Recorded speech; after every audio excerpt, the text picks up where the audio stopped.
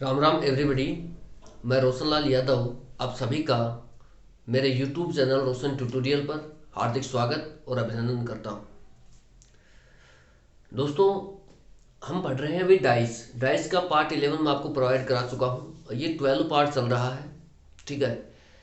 और हम धीरे धीरे करके डाइस को ख़त्म कर रहे हैं। टाइप 1 मैंने आपको करा दिया है, टाइप 2 हम देख रहे हैं। और इसमें कैसे कैसे 5 रूल हैं वो हम 2 रूल डिस्कस कर चुका हूं मैं आपके साथ।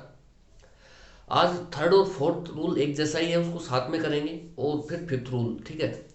इस तरीके से चीज़ें करेंगे तो आप कीजिए। और आप जितना हो सके दोस्तों उतना इस चैनल को प्रमोट कीजिए। जितना आप इस चैनल को प्रमोट करेंगे उतना ही जल्दी ये चैनल सर्चिंग में आएगा, ठीक है। उससे क्या होगा, जैसे ज़्यादा लोग जुड़ेंगे तो हम लाइव क्लासों का सेशन रख पाएंगे, ठीक है। बाकी और कुछ नहीं है, प्रमोट नहीं करोगे तो भी कोई दिक्कत नहीं है, लेकिन हम जल्दी से जल्दी वो सेशन ले पाएँ, ठीक है। तो इसके लिए ये ज़रूरी है, कुछ यूट्यूब की भी टर्म्स एंड कंडीशंस हैं वो हमें फॉलो करनी होंगी। तो जितना आप लोगों के बीच में इसको लेके जा सकते हैं आप लेके जाइए एक बार, ठीक है। और रही बात, बार बार ये कमेंट आ रही है, एक देवकी शर्मा है जो कमेंट कर रही हैं कि सर आप सिलेबस मैथ का भी एक वीडियो साथ में डाल दीजिए रीजनिंग के साथ साथ। तो बिल्कुल देवकी जी, बिल्कुल डालेंगे, इसमें कोई दो राय नहीं है, ठीक है। सिलेबस आपका जितना मैं मेरी पूरी कोशिश कर रहा हूँ। अब टाइम नहीं मिलता मेरे को, दिक्कत ये है, ठीक है। नहीं तो मैं तो खुद चाहता हूँ कि आपका सिलेबस बहुत जल्दी हो जाए। और जो टॉपिक कराया जा रहा है आप उसको अच्छे से कीजिए एक बार, ठीक है। मैं खुद आपको बहुत जल्द से जल्द जितना मेरे से हो सकेगा, ठीक है, हम जल्दी से जल्दी इसको करेंगे सिलेबस को, ठीक है। मैथ भी अगर नहीं डाल पाएंगे तो भी मैं ये रीजनिंग करते हैं जल्दी जल्दी, फिर मैथ और कर लेंगे बचा हुआ, और फिर इस तरीके से धीरे धीरे ही हो पाएंगे, ठीक है। तो आप जो टॉपिक पढ़ाया जा रहा है उस पर पूरा कंसंट्रेट कीजिए, ठीक है। तो चलिए शुरुआत करते हैं। और कई लोग ये भी कह रहे हैं कि देखिए कमेंट लेने पड़ते हैं।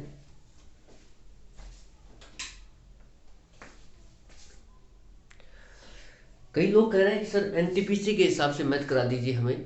तो भाई देखिए, थोड़ा सा लेवल का डिफरेंस है। एनटीपीसी हो या फिर एसएससी का हो या फिर कोई भी जीडी वगैरह का एग्जाम हो, कोई भी एग्जाम हो, देखिए अगर मैं सेपरेट, आज आप एनटीपीसी वाले हो तो ये कह रहे हो कि एनटीपीसी के हिसाब से करा दीजिए, कल कोई कांस्टेबल के तैयारी वाला कहेगा सर कांस्टेबल के हिसाब से करा दीजिए, ठीक है। एसएससी वाला कहेगा एसएससी के हिसाब से करा दीजिए, ठीक है। तो ऐसे मैथ पर कभी नहीं लिखा रहता, मैथ में ऐसे आता है परसेंटेज टॉपिक है तो परसेंटेज है, ठीक है। अब रीजनिंग में डाइस टॉपिक है, उसमें एनटीपीसी क्या करेगा आप मुझे बताइए, ठीक है। अगर अर्थमेटिक आ रहा है, परसेंटेज आ रहा है, तो आप पूरा पढ़िए ना जो मैं पढ़ा रहा हूँ, ठीक है। आप शॉर्टकट जो अपना रहे ना उसका ही खामियाजा आप लोग खुद भुगत रहे हैं, ठीक है। तो इन शॉर्टकट से बचिए जितना हो सके दोस्तों, ठीक है। तो चलिए शुरुआत करते हैं बिना समय गंवाए। मैं तो आपको यही कहूँगा कि आप पूरा पढ़िए सिलेबस को जो मैं पढ़ा रहा हूँ, ठीक है। फिर आप चाहे कोई भी एग्जाम देना, आपके लिए बेनिफिशियल रहेगा ये चैनल, ठीक है। और करा तो देंगे रीजनिंग। देखिए मैं भी जानता हूँ कि एनटीपीसी का जो लेवल है क्वेश्चन का वो कम आता है कंपेयर टू एसएससी, ठीक है। तो लेकिन अब आप ये कह रहे हो एनटीपीसी के हिसाब से करा दो, सीजीएल वाला एसएससी वाला कहेगा एसएससी के हिसाब से करा दो, तो ये थोड़ा सा टिपिकल हो जाएगा, ठीक है। फिर भी मैं कोशिश करूंगा कि एनटीपीसी के हिसाब से एक बार जल्दी जल्दी क्वेश्चंस करा दिए जाएं, ठीक है।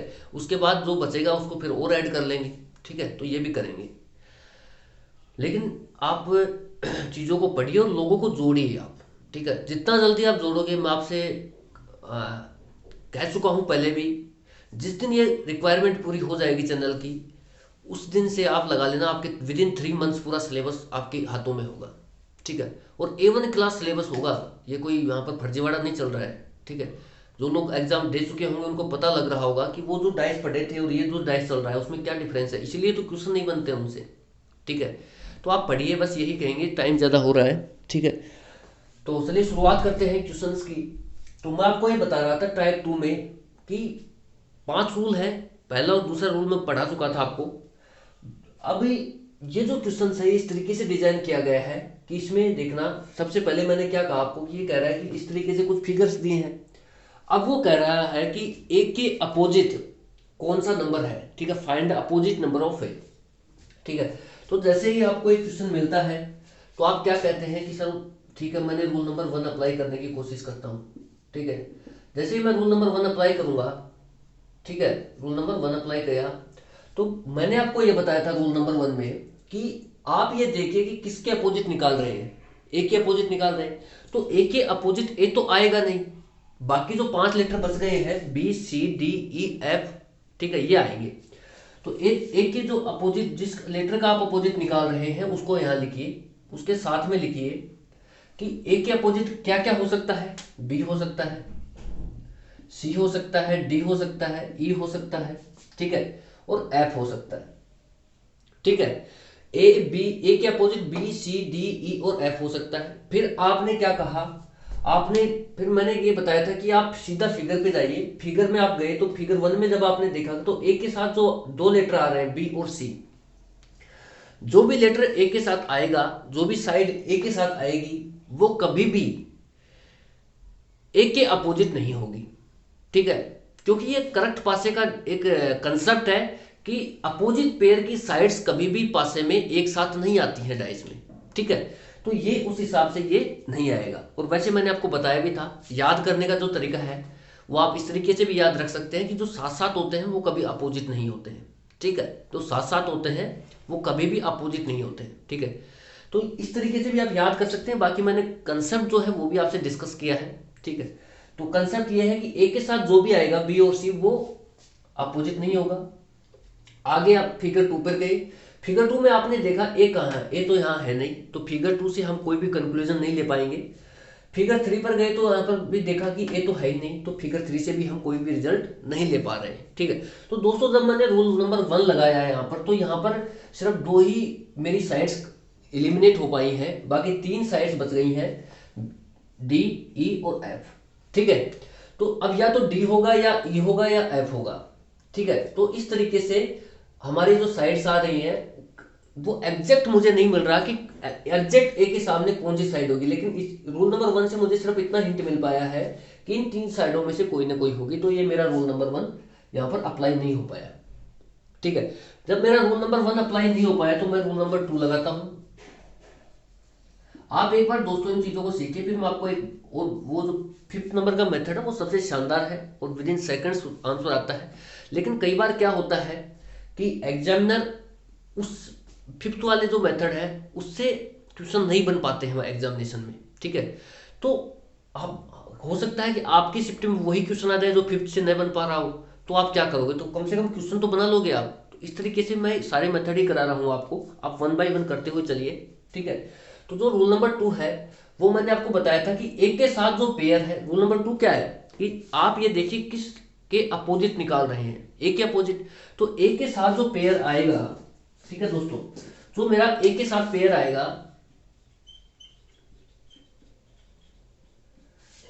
ए के साथ जो पेयर आ रहा है वो आ रहा है बी और सी का। ठीक है, अब जो ए के साथ पेयर आ रहा है बी और सी का, आप वो देखिए कि बी और सी और कहां पर है फिगर में, इस फिगर को छोड़ करके और कहीं पर बी और सी है नहीं है। तो बी और सी के साथ, पेयर के साथ, ठीक है, तो यहां पर बी और सी के साथ तो कोई पेयर ही नहीं है। ठीक है, बी और सी जो पेयर है इसके साथ कोई भी लेटर नहीं आ रहा। ठीक है, लेटर नहीं आ रहा। ठीक है, तो जैसे आपने देखा कि रूल नंबर 2 हमारा ये कहता है कि आप जो भी है ए के साथ का पेयर देके बी और सी, फिर आप बचे हुए फिगर्स में बी और सी को देखे कहीं पर बी और सी है क्या, तो उसके साथ जो लेटर आएगा वही हमारा क्या होगा, इसके अपोजिट होगा। लेकिन यहां जब हमने देखा फिगर 2 में और फिगर 3 में, तो यहां पर बी और सी नाम का कहीं कोई पेयर ही नहीं है, तो ये मेरा रूल नंबर 2 भी मेरा अप्लाई नहीं हो पाया मेरा। ठीक है, तो रूल नंबर 2 भी मेरा यहां पर इस केस में अप्लाई नहीं हो पाया। अब मैं बात बढ़ता हूं रूल नंबर 3 की ओर। ठीक है, ये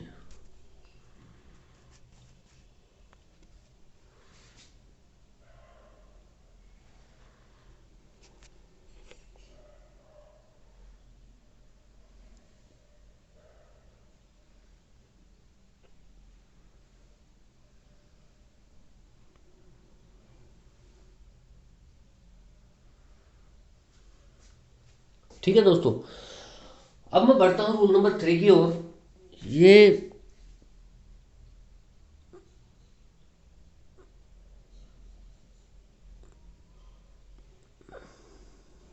ठीक है, अब मैं बढ़ता हूँ रूल नंबर 3 की ओर।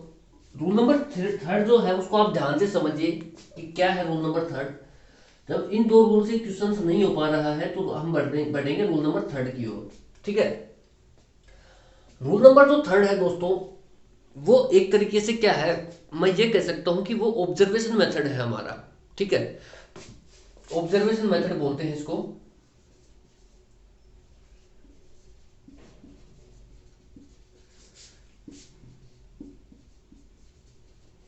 ठीक है, ये कंप्लीटली हमारी ऑब्जर्वेशन प्रोसेस पर डिपेंड करता है दोस्तों।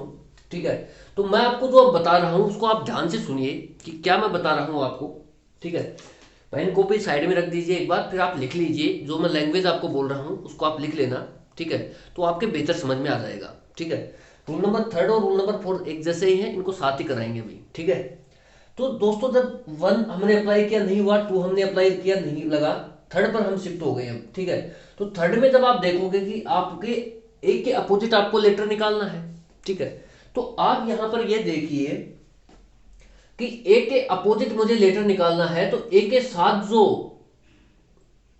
साथ में जो लेटर आ रहा है, आप ये देखिए कि कौन सा ऐसा लेटर है जो पेयर के रूप में, लाइटिंग का इश्यू। ठीक है दोस्तों, शायद लाइट की इश्यू सोल्व हो गया। ठीक है, अब आप ये देखिए, मैं ये बता रहा था कि रूल नंबर थर्ड हमारा ऑब्जर्वेशन मेथड है कंप्लीटली। ठीक है, तो आपको क्या करना है, आपको ये देखना है कि ऐसे लेटर्स आप देखिए या ऐसे नंबर्स होंगे आपके साथ में इस फिगर में जो कॉमन होंगे। कॉमन नंबर का मतलब, कॉमन लेटर हो नंबर, उसका मतलब ये है दोस्तों कि जैसे यहाँ पर बी है तो यहाँ पर भी बी है, यहाँ सी है तो यहाँ भी सी है, यहाँ ई है तो यहाँ भी ई है। तो ये तीन कॉमन लेटर मेरे को मिल रहे हैं इन फिगर से, बी, सी और ई। ठीक है, तो आप क्या करें, आपको अगर ऑब्जर्वेशन मेथड से क्वेश्चन करना पड़ जाए तो आप सबसे पहले प्रायोरिटी मैं जो बता रहा हूं उसको ध्यान से सुनिए। आप ये देखिए कि जो जिसके अपोजिट आप लेटर निकाल रहे हैं, जिसके अपोजिट आप लेटर निकाल रहे हैं, उसके साथ में जो लेटर्स आए हैं या उसके साथ में जो भी साइड्स होंगी, नंबर होंगे। ठीक है, इससे ज्यादा क्या होगा, 1 2 3 4 5 होगा या कोई लेटर होगा, इस टाइप से होगा। ठीक है, तो जो भी जिसके अपोजिट हम निकाल रहे हैं, यहाँ ए के अपोजिट निकाल रहे हैं, ए के अपोजिट बी और सी आ रहा है, तो बी और सी को छोड़ करके देखिए यहां पर जो कॉमन लेटर्स है, ए के कॉमन लेटर है, ये जो कॉमन लेटर है दोस्तों, ये आ रहे हैं मेरे बी, सी और ई। ठीक है, अब मैं ये कह रहा हूं आपको कि आपको जल्दी से इस क्वेश्चन को करने के लिए ये देखना है कि ए के साथ में जो भी लेटर्स आ रहे हैं, जो भी साइड्स है अवेलेबल है हमारी, बी और सी है, तो बी और सी को आप छोड़ दें। ठीक है, बी और सी को आप छोड़ें और जो बच गया ई, इसका आप अपोजिट लेटर निकालिए।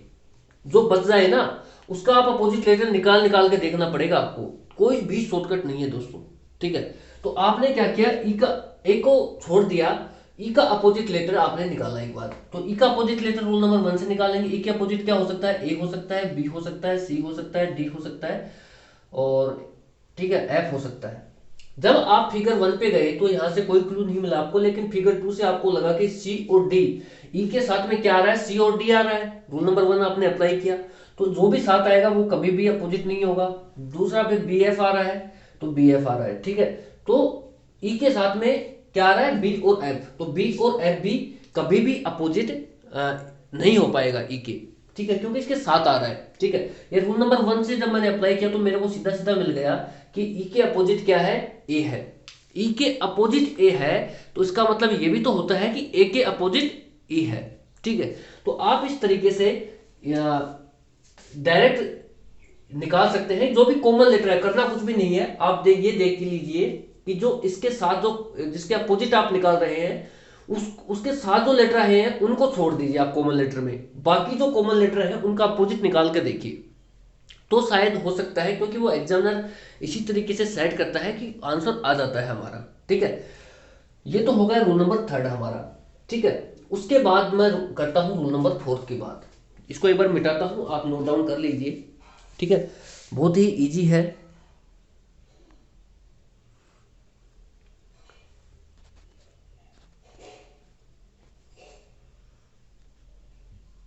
ठीक है दोस्तों, अब इसको मिटा के मैं करता हूँ रूल नंबर 4 पर बढ़ता हूँ।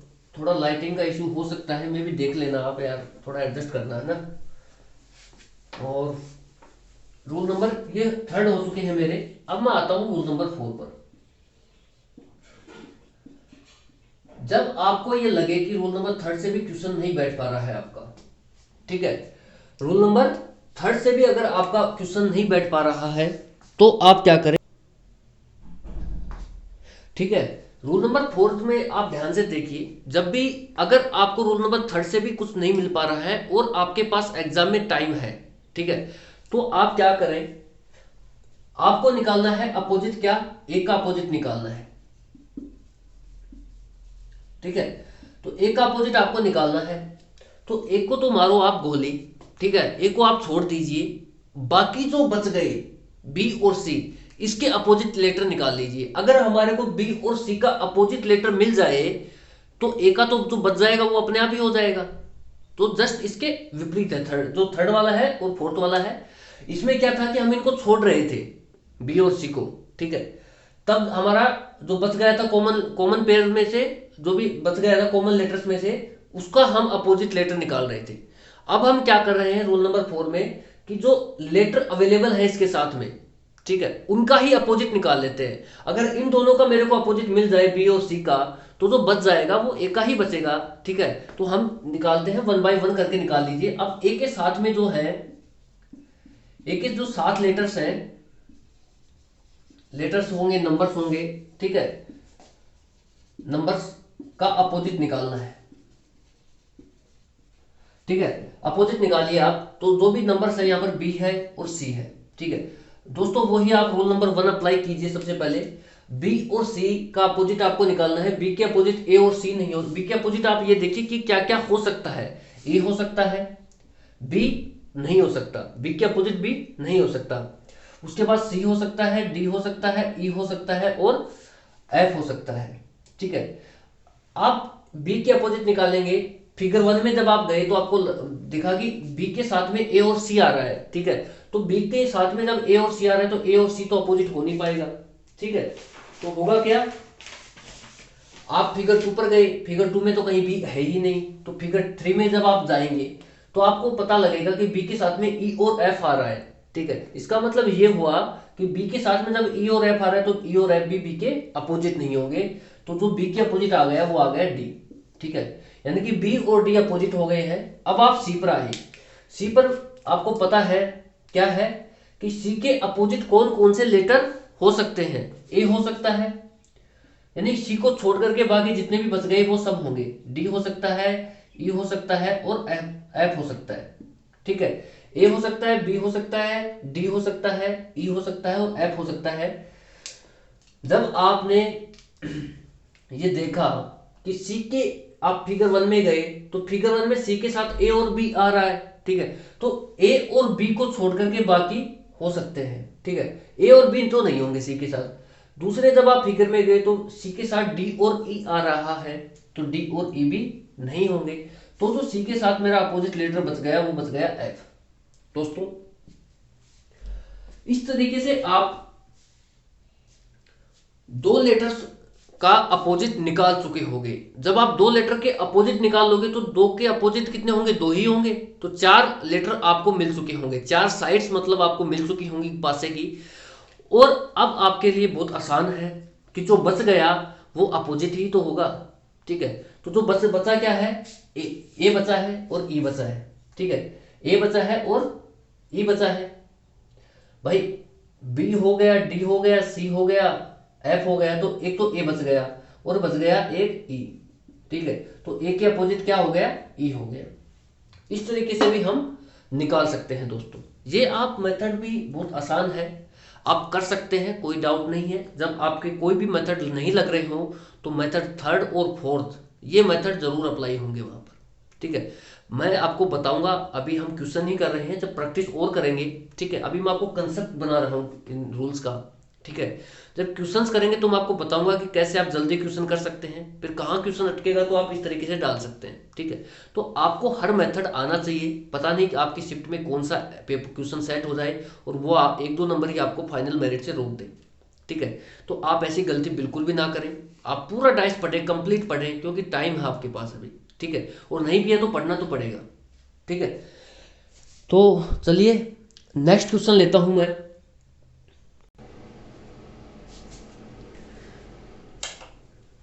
ठीक है दोस्तों, नेक्स्ट क्वेश्चन देखिए आप, आपकी स्क्रीन पर है, ठीक है। तो चलिए शुरुआत करते हैं इस क्वेश्चन को करने की। क्वेश्चन आपने देखा कि दो फिगर यहाँ पर अवेलेबल है, फिगर 1 और फिगर 2 डाइस के, ठीक है। और ये क्वेश्चन कह रहा है कि 3 के अपोजिट कौन सा नंबर है, यानी कि फाइंड अपोजिट नंबर ऑफ 3, और इस तरीके से आपके पास ऑप्शंस अवेलेबल है, ठीक है। तो दोस्तों आप करें क्या, मैंने आपको बताया है इस क्वेश्चन के माध्यम से हमारे पांचों रूल क्लियर हो जाएंगे। चार तो मैंने आपको करा दिए हैं। जब मैं इन चारों रूल्स को अप्लाई करके दिखाऊंगा आपको, देखिए शुरुआत करते हैं रूल 1 की, ठीक है। जब आप रूल 1 लगाया इसमें, तो आपने ये देखा कि अपोजिट किसके मांग रहा है, 3 के। तो 3 के अपोजिट क्या हो सकता है, 1 हो सकता है, 2 हो सकता है, 3 तो हो नहीं सकता, 4, 5 और 6 हो सकता है। लेकिन जब आप फिगर को देखोगे तो फिगर देखिए आप कहीं भी, जब आप फिगर 1 में गए तो यहां पर भी 3 नहीं है, फिगर 2 में गए तो यहां भी 3 नहीं है। तो दुर्भाग्य से इस ऑप्शन जो क्वेश्चन है वो इस तरीके से सेट किया गया है, आप देखिए जिस नंबर के आप अपोजिट निकालना चाह रहे हैं वो नंबर ही नहीं है यहाँ पर, ठीक है। तो आप ये वाला रूल अप्लाई नहीं कर पाओगे, ठीक है। जब आप रूल नंबर 2 पर शिफ्ट हुए, ठीक है दोस्तों, जब आप रूल नंबर 2 पर शिफ्ट हो गए, तो रूल नंबर 2 हमारा क्या कहता है कि जो भी लेटर हो, जो भी नंबर हो, उसके साथ वाला पेयर देखिए आप, ठीक है। और जब वो लेटर ही नहीं है तो पेयर कहां से बनेगा, तो रूल नंबर 2 भी अप्लाई नहीं हो पाएगा। और जो पेयर बन रहा है उस पेयर को आप दूसरे फिगर में देखिए, उस पेयर के साथ जो नंबर आएगा वो उस लेटर के अपोजिट होगा, ये रूल नंबर 2 कहता है हमारा, ठीक है। तो इस ऑप्शन में जो फिगर इस तरीके से सेट किया गया है कि जो इसने क्वेश्चन पूछा है 3 के अपोजिट, इसके साथ वाला पेयर तो आप तब बनाओगे जब आपको 3 दिखेगा, ठीक है। 3 के साथ वाला पेयर अगर आप बनाओगे तो आपको सबसे पहले तो 3 दिखना चाहिए, तो 3 तो यहाँ पर ही नहीं है, तो आप कैसे बनाओगे, ठीक है। तो यहाँ रूल नंबर 2 भी हमारा नहीं लग पाया। जब आप रूल नंबर 3 की स्टेप की ओर बढ़े, ठीक है, तो रूल नंबर 3 अभी अभी मैंने आपको रूल नंबर 3 और 4 डिस्कस किया है दोस्तों। उसमें क्या बताया था मैंने आपको कि रूल नंबर 3 ये कहता है, जब भी रूल नंबर 1 आपने लगाया, रूल नंबर 2 आपने लगाया, ठीक है। तो रूल नंबर 3 जो है हमारा ये कह रहा है कि जो भी आप लेटर निकालना चाह रहे हो, पिछले ही क्वेश्चन में मैंने कराया है, जिस भी लेटर का, जिस भी नंबर का, जिस भी साइड का आप अपोजिट साइड से या नंबर या लेटर निकालना चाह रहे हो, ठीक है। तो आप ये देखिए कि उसके साथ कॉमन लेटर कौन कौन से हैं। कॉमन लेटर मतलब ऐसे लेटर जो 2 या 2 से ज्यादा डाइस में अवेलेबल है हमारे पास, वो कॉमन लेटर होंगे, ठीक है। तो सबसे पहले वो रूल लगाने के लिए कंडीशन जरूरी है कि आपको वो कॉमन लेटर जरूर दिखना। कॉमन लेटर तो आप तब निकाल पाओगे जब आपके साथ वो नंबर रहेगा, ठीक है। और फिर जैसे आपने कॉमन लेटर तो चलो निकाल लिया, जैसे यहाँ पांच पांच कॉमन लेटर आप बोल सकते हो, क्योंकि दोनों फिगर्स में अवेलेबल है 5 नंबर का, ठीक है। ये दोनों फिगर में अवेलेबल है। लेकिन फिर एक स्टेप आगे जो मैंने आपको बताई थी वो ये बताई थी कि जो कॉमन लेटर है वो तो चलो ठीक है, लेकिन अब यहां पर जो 3 है, 3 के साथ के जो कॉमन लेटर हैं उनको छोड़ करके बाकी जो कॉमन लेटर बच गए आप उनका अपोजिट निकालिए, ये बताया था मैंने आपको, ठीक है। तो यहां तो 3 भी नहीं है, ठीक है। तो कोई बात नहीं है, जब आप रूल नंबर 3 भी यहां पर अप्लाई मेरा नहीं हो पाया है, ठीक है। रूल नंबर जब आप 4 की ओर बढ़े दोस्तों, ठीक है, तो रूल नंबर 4 ये कहता है, जो इसका रिवर्स है, कि आप 3 का अपोजिट निकालना चाह रहे हो तो 3 को तो छोड़िए, बाकी 3 के साथ जो भी लेटर्स अवेलेबल हैं, जो भी नंबर अवेलेबल हैं, जो भी साइड्स अवेलेबल हैं, उनका आप अपोजिट निकाल दीजिए। तो 3 भी नहीं है तो उसके साथ वाला कहां से मिलेगा भाई, ठीक है। तो वो भी अप्लाई नहीं कर पाए हम, ठीक है। अब मैं आपको जो समझाना चाह रहा हूं, यहां पर देखिए जो कॉमन लेटर का कंसेप्ट है बहुत ही जानदार कंसेप्ट है, ठीक है। अब मैं बढ़ता हूं रूल नंबर 5 की ओर, जो सबसे लास्ट का रूल है, और ये बहुत ही मजेदार रूल है, ठीक है।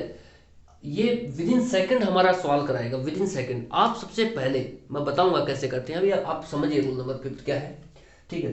रूल नंबर 5 ये मेरा कहता है कि जो भी फिगर्स अवेलेबल हैं, जब भी 2 फिगर आए आपके पास, कितने, 2 फिगर, ठीक है, तो वहां डेफिनेटली 99% केस ये पॉसिबिलिटी ये रहती है दोस्तों कि रूल नंबर फिफ्थ लगेगा। आप बिना सोचे समझे रूल नंबर फिफ्थ लगाएं वहां। जब भी दो फिगर आए, जब भी तीन फिगर आए या चार फिगर आते हैं, तो उस केस में पॉसिबिलिटी ये रहती है कि रूल नंबर वन काम कर जाए या टू काम कर जाए। ठीक है, थ्री और फोर्थ की हमें बहुत कम जरूरत पड़ती है, या तो वन से होता है या फिर टू से या फिर फिफ्थ से। ठीक है, तो जब अब वो भी केस मैंने आपको बता दिया, जब तीन से चार फिगर अवेलेबल है तो वन टू में ही कोई ना कोई काम करेगा।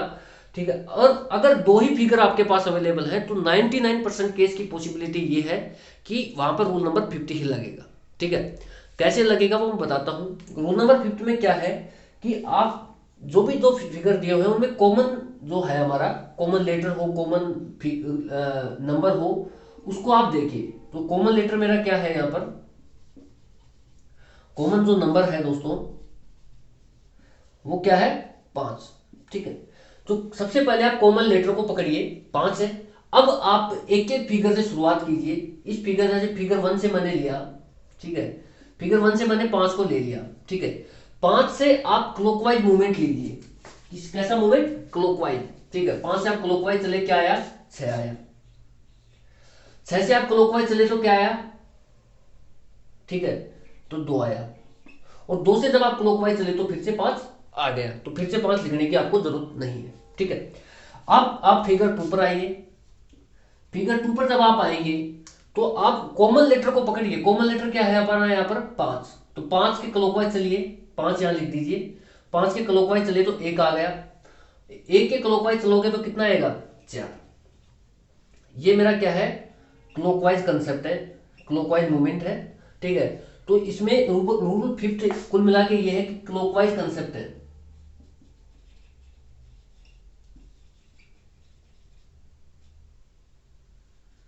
CONCPT। ठीक है, ये क्लॉकवाइज कंसेप्ट है। रूल फिफ्थ क्या है, क्लॉकवाइज कंसेप्ट भी इसको बोल सकते हैं हम। ठीक है, तो कैसे लगाए वो मैंने आपको बताया कि आप सबसे पहले जब भी आपके पास दो फिगर ही अवेलेबल है डाइस के, तो डेफिनेटली वहां पर 99% केस में रूल नंबर फिफ्थ काम कर जाएगा हमारा। ठीक है, तो आप बिना सोचे समझे वहां रूल नंबर फिफ्थ लगाइए, बहुत आसान है। कि आप कॉमन लेटर को पकड़िए। कॉमन लेटर मेरे पास यहाँ पर 5 अवेलेबल है। अब 5 के आप क्लॉकवाइज मूवमेंट लीजिए एक एक फिगर में। जैसे फिगर 1 में लिया तो आपने 5 6 2, यहां से लिया 5 1 4। ठीक है, 5 1 4। ठीक है दोस्तों, अब जो आपके सामने जो स्ट्रक्चर तैयार हुआ है, ठीक है, ये बहुत ही मजेदार चीज है। कैसे, आपको जो भी साथ में मिलेगा, जैसे 6 1 ये अपोजिट होंगे, 2 4 ये अपोजिट होंगे। ठीक है, ये अपोजिट पेयर है। ठीक है, ये भी मेरा क्या है, 6 और 1 वाला भी मेरा क्या होगा, अपोजिट पेयर होगा। अब जो बच गया, ठीक है, 5 और 5 के साथ में आप इसको काट करके यहां पर जो बच गया है, लेटर हो या नंबर हो या साइड हो, वो आप लिख सकते हैं। तो क्या बच गया, 1 हो गया, 2 हो गया, 3 बच गया। 3 नहीं है कहीं भी। ठीक है, तो 3 आप यहां लिख सकते हैं। और जो 5 और 3 है ये मेरे अपोजिट साइड्स होंगे। ठीक है, तो क्वेश्चन भी ये कह रहा है हमारा कि 3 के अपोजिट कौन सा नंबर आएगा, तो 3 के अपोजिट मेरा आएगा 5। ठीक है, तो 5 मेरे सवाल का राइट ऑप्शन होगा। ठीक है, ऑप्शन नंबर सी। ठीक है दोस्तों, तो बहुत ही आसान तरीके से मैंने आपको समझाया है। रूल नंबर फिफ्थ क्या है, बहुत आसान है। क्या है कि आप कॉमन लेटर को देखिए, जब भी रूल नंबर फिफ्थ को देखो कहाँ अप्लाई करोगे, विद इन सेकेंड आपका सवाल हो जाएगा। जब भी दो फिगर अवेलेबल हो डाइस के, तो डेफिनेटली वहाँ 99% केस में रूल नंबर 50 काम करता है हमारा। ठीक है, जब भी दो फिगर्स अवेलेबल हो डाइस के, तो वहाँ 99% केस में रूल नंबर टू फिफ्थ जो है हमारा काम कर जाएगा। ठीक है, फिफ्थ में क्या करते हैं हम, कोई भी कॉमन लेटर जो दिया हुआ है इन दोनों फिगर्स में वो पकड़ते हैं और वहीं से क्लॉकवाइज रोटेशन शुरू कर देते हैं। जैसे 5 पकड़ा, 5 6 2 5 1 4, और ये जो इसके नीचे नीचे आता रहेगा 6 1, जैसे 2 4 हो गया, ये आपस में अपोजिट पेयर बनाएंगे। फिर जो बच जाएगा उसको साथ में कनेक्ट करके हम 5 के साथ जो भी कॉमन लेटर उसके साथ कनेक्ट कर देंगे, और वो भी क्या होगा, हमारा अपोजिट पेयर बना रहा होगा। ठीक है, तो इस तरीके से हम बहुत आसान लैंग्वेज में, बहुत आसान तरीके से इस मेथड का यूज करके आसानी से ऑप्शंस का सही ऑप्शन टिक कर सकते हैं। ठीक है, नेक्स्ट क्वेश्चन लेते हैं इसी टाइप का। ठीक है दोस्तों, नेक्स्ट क्वेश्चन है आपकी स्क्रीन पर है। इसमें देखिए मैंने आपको ये बताया है कि जब भी डाइस के दो फिगर्स अवेलेबल होते हैं, ठीक है, दो फिगर्स अवेलेबल हैं, तो वहां पर डेफिनेटली आप सीधा 1 2 3 4 मत लगाइए, आप सीधा रूल नंबर 5 से उस पर अटैक कीजिए क्वेश्चन पर, ठीक है। तो आप सीधा वहीं पर रूल नंबर 5 लगा दीजिए। 99% केस में ये पॉसिबिलिटी रहती है दोस्तों कि वो रूल नंबर 5 से क्वेश्चन हमारा सोल्व हो जाता है। मैंने आपको ये समझाया अभी तक, ठीक है। तो रूल नंबर 5 क्या है, हमारा क्लॉकवाइज कंसेप्ट है। क्लॉकवाइज कंसेप्ट आप सबसे पहले क्या करोगे, क्लॉकवाइज कंसेप्ट लगाने के लिए आपको एक कॉमन लेटर पकड़ना है, ठीक है। तो कॉमन लेटर हो, कॉमन अक्षर हो, कॉमन लेटर हो, कॉमन नंबर हो। यहां पर क्या है, कॉमन नंबर। आपने देखा क्वेश्चन में कि दो फिगर अवेलेबल है, चार के अपोजिट, यहाँ कुछ भी पूछ सकता है वो, ठीक है। 4 1 2 3 4 5 6 करके जो भी उसकी मर्जी है पूछे, ठीक है, कोई फर्क नहीं पड़ता हमारे को। आप ये देखिए दोस्तों कि कॉमन इन जो दो फिगर्स अवेलेबल है, रूल नंबर 5 के लिए बहुत जरूरी है कि आपको कॉमन लेटर या कॉमन नंबर ढूंढना पड़ेगा, कॉमन साइड ढूंढनी पड़ेगी। क्या है, इन दोनों फिगर्स को ध्यान से देखिए कि इसमें कॉमन नंबर कौन सा मिल रहा है, 6 नंबर, ठीक है। कौन सा मिल रहा है, 6 नंबर, यानी कि 6 नंबर जो है मेरा कॉमन नंबर है, 6 नंबर। अब आप ये देखिए दोस्तों कि 6 लिया आपने, फिगर 1 पर शिफ्ट गए, फिगर 1 से क्लॉकवाइज मूवमेंट लिया आपने, 6 से क्या आ गया, 4 से जब आपने क्लॉकवाइज मूवमेंट लिया तो आ गया 5, ठीक है। फिगर 2 पर गए आप जल्दी से, 6 की क्लॉकवाइज आ गया 1 और 1 की क्लॉकवाइज आ गया 3, ठीक है। बस अब ये जो दो लेटर आ गए आपके पास में, 4 और 1 ये अपोजिट पेयर बनाएंगे, 5 और 3 अपोजिट पेयर बनाएंगे, और जो बच गया वो इस कॉमन लेटर के साथ अपोजिट पेयर बनाएगा। कौन सा बच गया, 1 हो गया, 2 बच गया, ठीक है। तो 2 और 6 ये मिलकर के मेरे अपोजिट पेयर बनाएंगे, ठीक है। तो 6 और 2 अपोजिट होंगे। अब वो पूछ ले कि आपको 6 के अपोजिट क्या आएगा, तो 2 आ जाएगा। 4 के अपोजिट क्या आएगा, 1 आ जाएगा। 5 के अपोजिट क्या आएगा, 3 आएगा। तो यहाँ 4 के अपोजिट पूछा है तो कौन सा ऑप्शन सही होगा, 4 के अपोजिट क्या है, 1 है, तो ऑप्शन नंबर सी सही हो जाएगा मेरा, ठीक है। तो कहीं कोई दिक्कत ही नहीं है, इससे सारे नंबर्स के अपोजिट आप एक साथ निकालेंगे, ठीक है। तो सबसे पहले जब भी आपके पास क्वेश्चंस अवेलेबल है दोस्तों और दो ही फिगर्स आपके पास दिए हुए हैं, एग्जाम में आजकल यही ट्रेंड चल रहा है, तो आप रूल नंबर 5 वहां लगाइए। 5 लगाने के लिए कॉमन लेटर ढूंढिए, कॉमन लेटर से क्लॉकवाइज मूवमेंट लीजिए, बस जो साथ साथ पेयर बनाएगा वो मेरा अपोजिट लेटर होगा, अपोजिट पेयर बनेगा, और जो बच जाएगा उसके साथ में कॉमन लेटर के साथ अपोजिट पेयर बना देंगे, दैट्स ऑल। बस इतना ही है दोस्तों। क्वेश्चन लैंग्वेज की जो वीडियो की लेंथ है वो ज़्यादा हो चुकी है, 32-33 मिनट के आसपास हो चुका है, ठीक है। तो इस वीडियो में सिर्फ इतना ही रखते हैं, अभी मैं इस पर और प्रैक्टिस कराऊंगा आपको, ठीक है। और जब तक मुझे लगेगा नहीं ना कि यार हाँ बस इतना बहुत है, तब तक कराते रहेंगे, ठीक है। बाकी आप पढ़ते रहिए, अपने दोस्तों के साथ इसको शेयर जरूर करें, अपने जो भी नाते रिश्तेदार हैं, जो भी अपने फ्रेंड्स हैं जो तैयारी कर रहे हैं कंपटीशन की, ठीक है। जितना आप इसको प्रमोट कर सकते हैं कीजिए दोस्तों। Thank you so much for watching. जय हिंद दोस्तों।